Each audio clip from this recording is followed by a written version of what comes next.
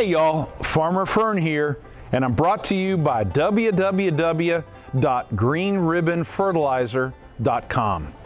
Well, we're here in another beautiful spring day in Atlanta, Georgia, and today we're going to show you how to make potting soil. Now, potting soil is real important because we're going to put your plants in there in a pot, or you're going to mix it into your native soil for a nice garden or a nice flower bed. So let's get started. So you'll go down to your hardware store or your garden supply store, and you need to buy peat moss. And we're going to put 5 parts of peat moss, that's 5 mason jars in our case, into this potting mix. The next ingredient is our topsoil. And you should go and get probably the least expensive bag that you can find.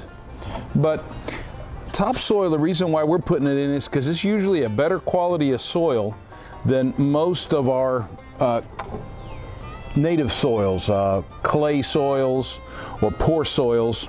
Real topsoil has a little bit of an element of nutrition to it, and it provides support and structure to hold the plant in the pot that you put it in.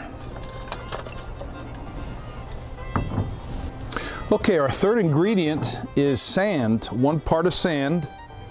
We're putting sand in because it'll provide heaviness to the potting mix and helps break up the soil so that drainage is increased, makes the soil a little bit heavier to support that plant.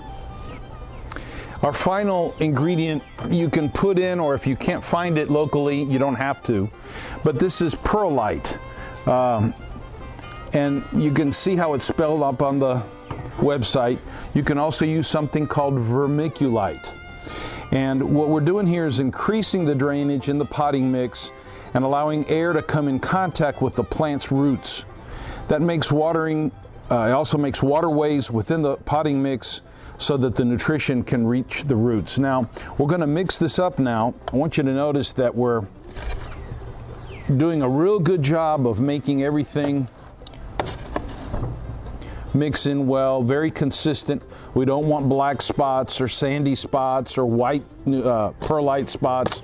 We want everything to be really, really well mixed in order to provide the best benefit to the plant that we're going to be growing.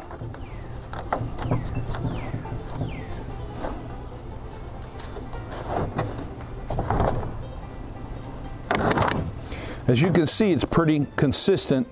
One thing I do want to show you is that when we make a fist with it, it more or less comes apart. And that's really good because we don't want it to be too heavy of a mix. You can use a trowel there, you can put gloves on. Old Farmer Fern likes to use his hands.